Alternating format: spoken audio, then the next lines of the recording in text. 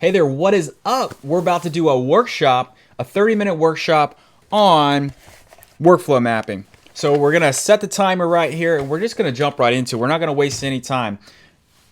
But the first thing we are gonna do is we're gonna connect for a second. So we have 5 minutes for just connecting, getting to know each other.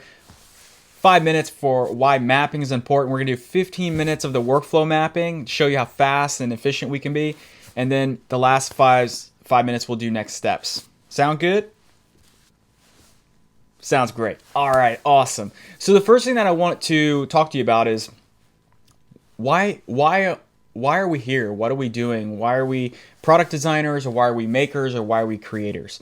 Well, the idea is like we're a designer, or if you're aspiring to be a designer, you're aspiring to get to your next level at design. System thinking and product strategy is something that you're going to need to get better at and better at every single time you take on a new project. And when you're taking on new projects, it feels really good when you have clarity, when you have an understanding of how to approach some of these big challenges and big problems.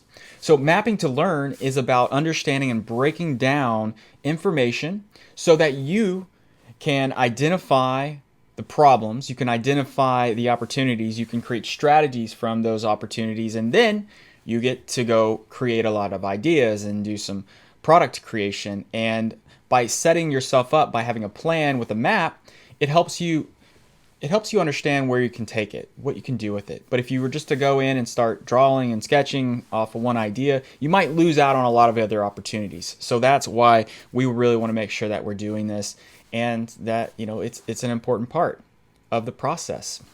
So if this is your very first time getting into mapping or thinking about mapping, we're going to start today with just doing an audit of an existing experience and start identifying what the potential workflow map is.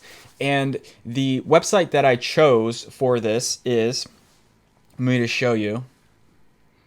So the website that I chose for this is a Visit Durango, Colorado. And I chose this because I don't want to get a lot of heat right now from a lot of other products and ecosystems like out in the market, like SaaS products that, when we start picking apart some of their products, I don't want to go there. So what we're going to do is we're just going to start with this traveling website and show you how easy it is. It's very visual, and it's about traveling, and it's about taking on the adventures of Durango and understanding a lot of different things. They have meetings and events, they have travel guides, and just a lot of other fun things to do. And if you've never been to Durango, then hey, this could be a nice little tour for you to really understand what Durango is all about.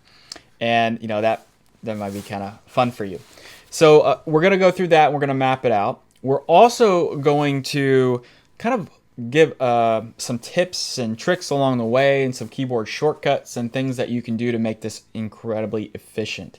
Because when you start to learn how to kind of maneuver through tools like Figma or Sketch or other tools like InVision, it's so critical to know your tools, know how you're going to maneuver through things, know what assets you have at your disposal. And right now we have these really amazing tools that we can use to really move really fast. So that's what we're going to do in this workshop.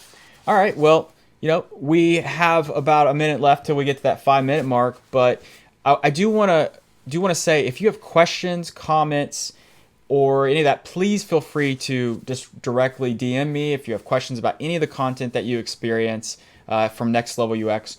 Because this is all about you. This is all about helping you get to your next level. This is all about helping you become a better system thinker, become an accelerator when it comes to your projects and getting things moving and going. So I'm here to support you, and I want the best for you. And so it's just going to be a lot of fun to partner together and work together. All right. So the next thing that we're going to kind of shift over into is why is mapping important? Well, mapping is important because of all the different projects and services that we need to take on an ongoing basis. Now, think about the last project that you started. Where did you start? Did you start in a place where you got an assignment from your manager, or were you told that you needed to go and do some visual design for an experience, and then you just jumped right into the problem, and then you just started designing? Maybe, maybe not. But I've met and talked to so many designers that they bypass this mapping part of this experience because they're in a rush or because they don't have time to do it.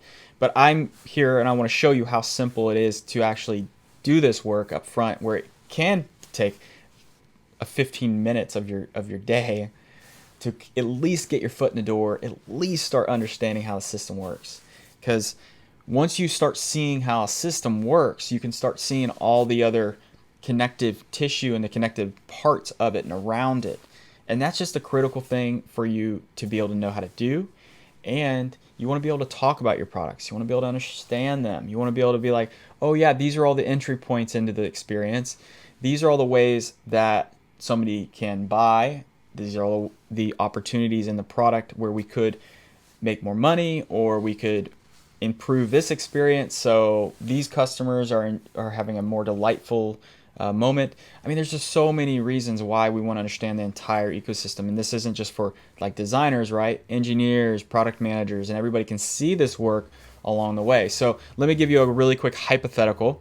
Let's just say tomorrow you come into the office and then they're like, hey, Drew, we have a new project for you, and it's definitely going to take, it's probably like we have a 3-month window. Okay, you have 90 days. We have a 3-month window, we have 90 days, and then you ask, well, what is it? And then they say, well, we're trying to redesign this experience. We have a little bit of research. We have a little bit of an understanding of what we're trying to do, but we need to start on it right away. So what is the first thing that you do? Is the first thing you do just jumping in and start sketching out ideas with your team? Do you start forming a brainstorm? Do you start have a kickoff meeting with your team? You probably do a lot of these different things, but one of the top 5 things that I think you need to be thinking about and doing when you get a new project is start laying out all the ingredients to that project. What are all the problems that you're trying to solve?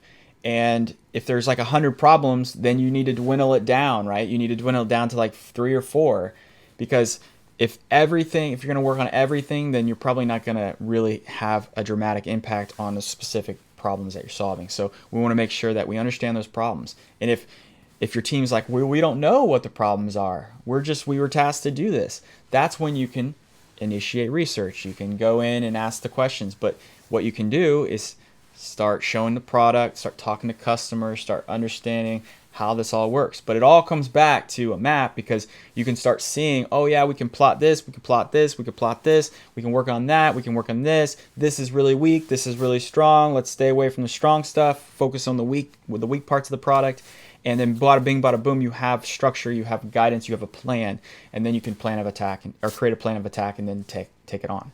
So what we're going to do now is we're going to shift gears. We've been talking for 8 minutes. Like, you've been sitting here with me for 8 minutes already, and we're going to switch the workshop now. You got your precursor. We're going to go into this content and just kind of have some fun. All right, so we got the current experience. So we have this over here on the right. So what I'm going to start doing in our first step is I'm going to end up mapping this out. But to do that, I'm going to jump back over into Figma. Okay, so now what you see is Figma. And this is kind of like a little just worksheet that I have. And if you are enrolled into the program, you get a lot of these types of templates, and you get a lot of these types of resources if you're inside the mapping to learn or next level UX ecosystem. So this is like one of my starter templates that I have. So something that I want to map. Well, I want to map the Durango, Colorado visitor site. It's the core site. It's durango.org. Durango.org. All right. So what is this? It's a tourism website. And then I'm going to reduce this. Go really small. It's a tourism website. And why are we doing this tourism website? Because we might consider moving to Durango one day. All right. So we have that, what it is, why is important, and then how does it work? Well, it is a series of events. It's a series of events, activities, and places to experience. That's how the site works. All right, cool.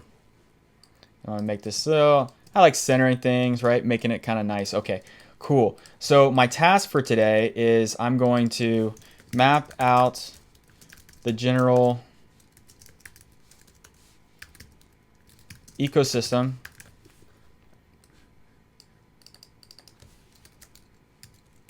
I'm going to map out the general ecosystem of the product, okay?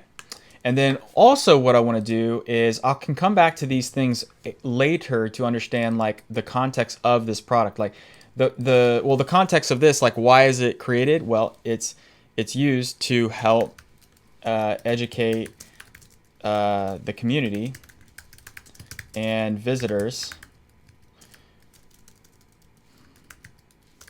on what Durango has to offer.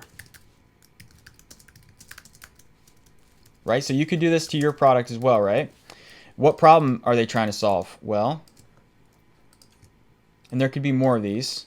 What problem are they trying to solve? I think that they're trying to elevate how amazing Durango's nature is.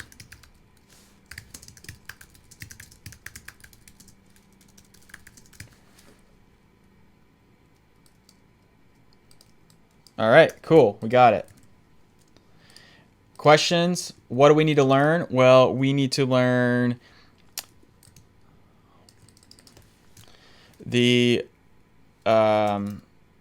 variety.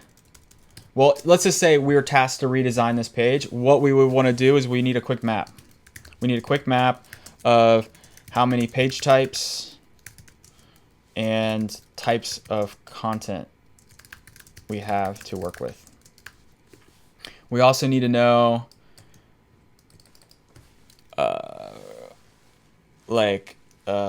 we have video format, we have plans. I'm just looking to my other monitor over here to the right while I'm doing this. I know you might not be able to see me right now, but we also want to know just maybe if there's any logic and systems already in place, right? So maybe there's like sign up flows, maybe there's like calendars that you can integrate with, just whatever is like the functionality of that sort of stuff. All right, cool. All right, and then what does success look like for this project? Well, increase Durango's revenue, and in this site probably has ads, so increase value of ads spent. So there we go. We have a general idea, right? This took us a couple minutes. Now we're ready to move on to the mapping. So I've created this just to help us get the ball rolling. And what I'm going to do first is take my first screenshot. And if you're on a Mac, then Control-Option-Shift-4 takes a screenshot and copies it to your clipboard. And if you copy it to your clipboard, then you can come in and you can paste this piece into it. So this has a ton of pages, but I'm just trying to capture the first homepage, okay? I know there's a homepage. Now what I'm going to do is come over to the events. So I took a screenshot of this page. Now what I want to do is take a picture of events. Okay, and events has like this big giant hero. So let me just make this a little bit smaller so I can actually see a little bit more of the page. And then what I'm going to do is take another screenshot. So I take a screenshot, pow, pow, and then I paste it in. And I'll come back and then I'll go to outdoor.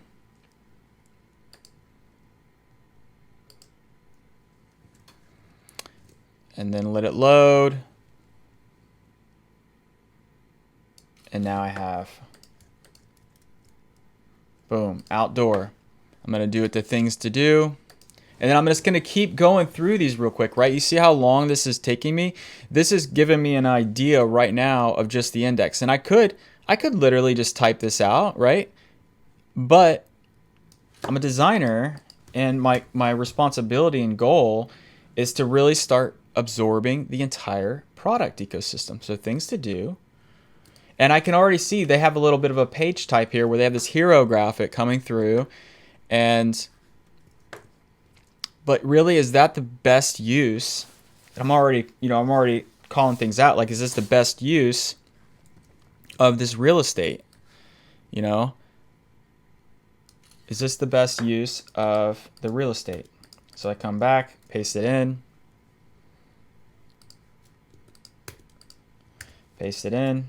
boom. We're going to keep going. We're going to go to restaurants, and then we're going to go to plan. So what you're also doing when you have this ability to go in and map an experience, you're able to start seeing why certain decisions were made. And if you have one of these to start with, then it looks like the page isn't loading. Let's go. Performance. All right, cool. So we have our restaurants. And, restaurants is a really important part of the culture in Durango. So that's something that, is it being represented in the best way? And then planning a trip, right? We got huge text over here. And so we have these 7, and then we have these other minor pages like meeting and events. So we'll go check that out. All are using the same page type. So for right now, we have 2 page types that I see and that I'm sure you see as well. And then we have, this is our travel trade.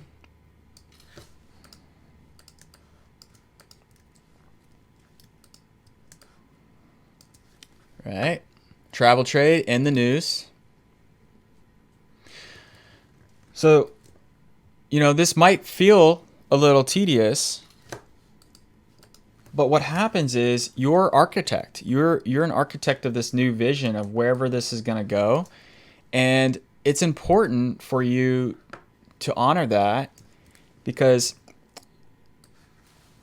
what you do now is not just the work that you're not just gonna affect the work over the next 3 months.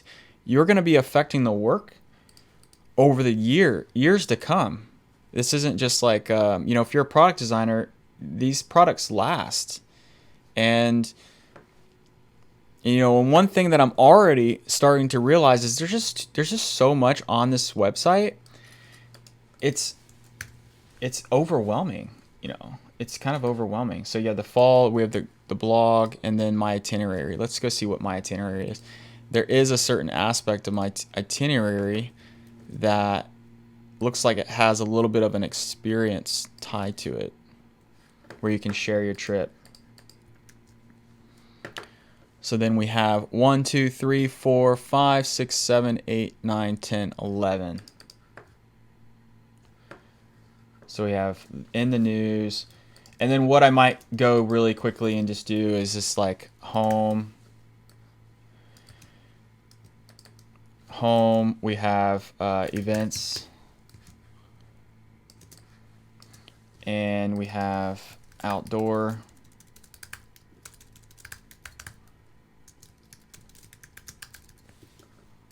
We have things to do.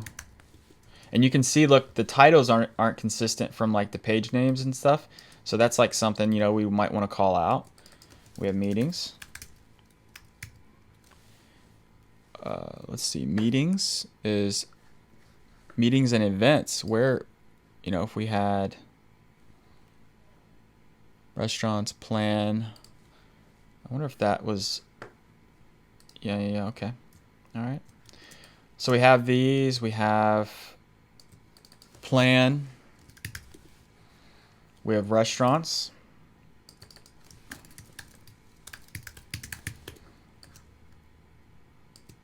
we have hotels, travel,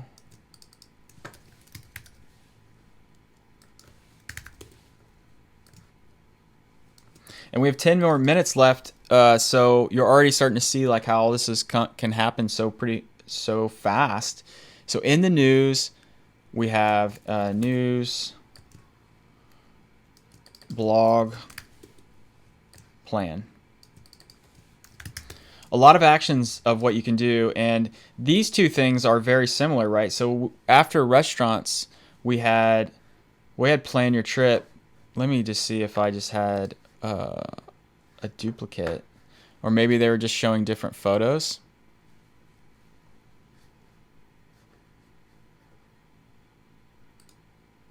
And they might have been. The site's a little slow. So we might be good on the plan side. So we have our core pages, and then if you looked even down below, there's a couple other like partner login, about. Let's see what about.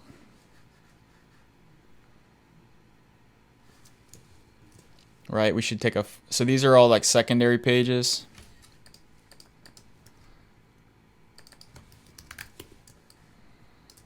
And then we can keep going. So we just go back to the bottom of the site. We have press room, but press room might be very similar to what we have in the news. So that might be something we want to figure out. Like, why do they have different a press room in the news room? Like, what's the whole reason for that?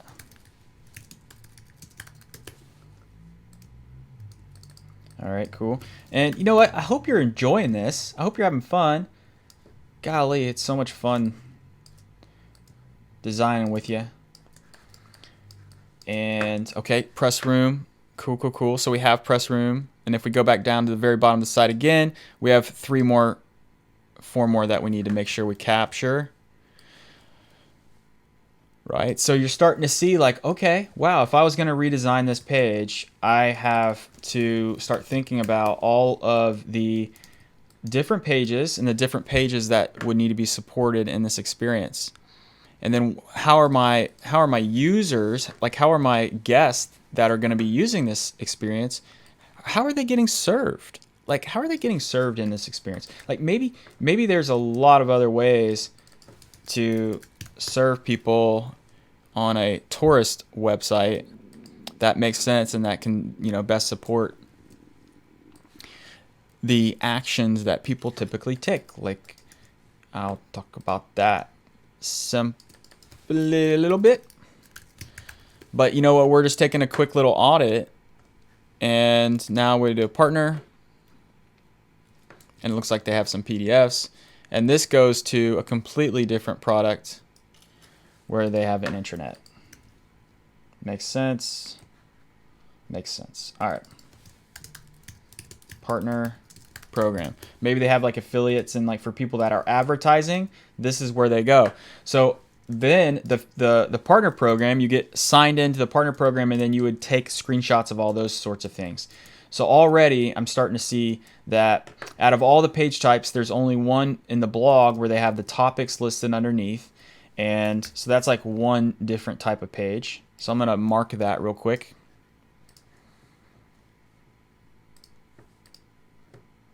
All right, so we're going to mark this one because that's a different page type. And then this is a different page type. And then we have 3 page types.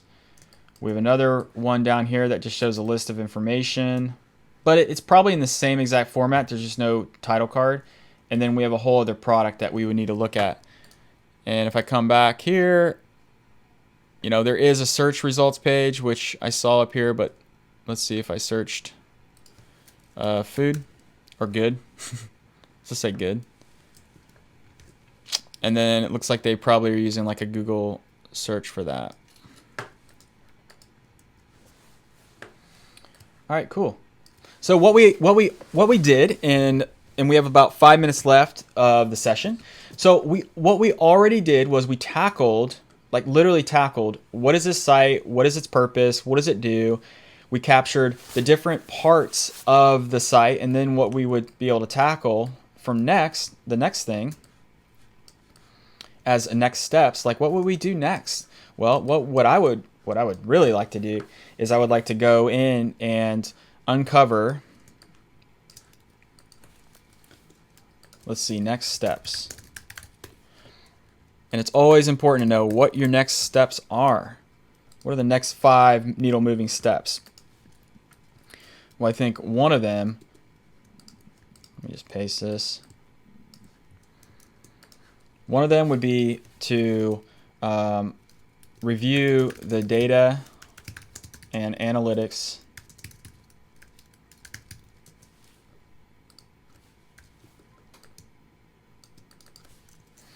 of the product and see how the product is performing. All right. So we need some data. We also need to know what our primary revenue streams are for this product. Okay, we need to know what our primary revenue streams. We need to know how do we make money and how do we lose money. So that's a question.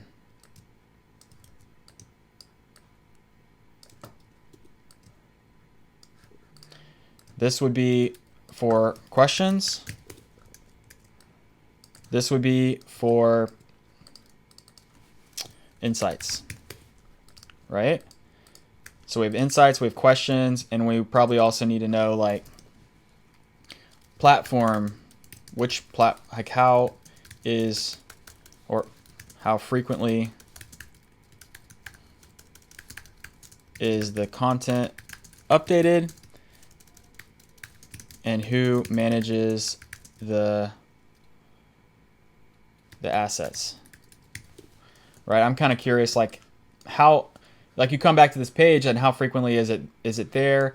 It's not collecting people's information or emails. So if you are running a business like this, you want to be able to collect emails so you can send people tips and notes and things about Durango. If this is all about Durango, there's a lot to share, right?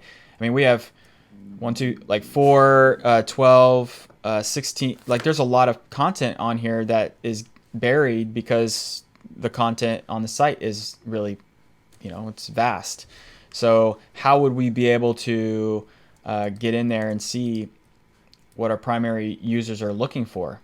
And then, those would be more like opportunities. So once you have like a generic set of questions, maybe there's like 10, 15 questions. There's like 10 to 15 plus questions.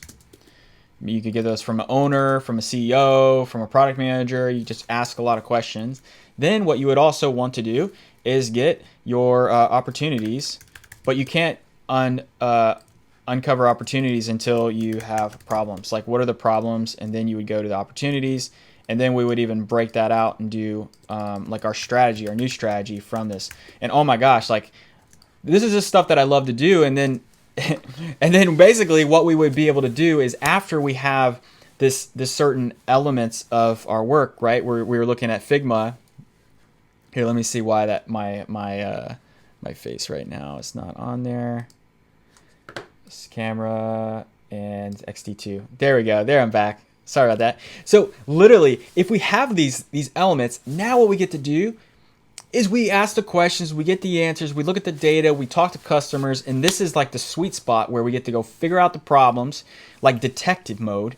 We get to figure out the opportunities from those problems, right? With these tactics and trainings that we can unleash, like brainstorming sessions, and then we would formulate a strategy for how we're going to go and tackle this and knock it out. But the thing is, you can see the overall picture of this, and then once you go in and start tackling these things, you can start just crushing it with your approaches. And if we are just focused on a sign-up flow, just take screenshots of the sign-up flow. If you're just focused on one area of your product, then just do that. There's no really wrong way to do this besides not doing it. If you don't do it and you don't understand your platform, your system, then that's the challenge. So I hope this helped you and I hope this served you. This was a really quick crash course in workflow mapping. And yeah, if you have any questions, please feel free to DM me, reach out, and I wish you an amazing rest of your day. All right, see you later, and yeah, that's it. All right, later.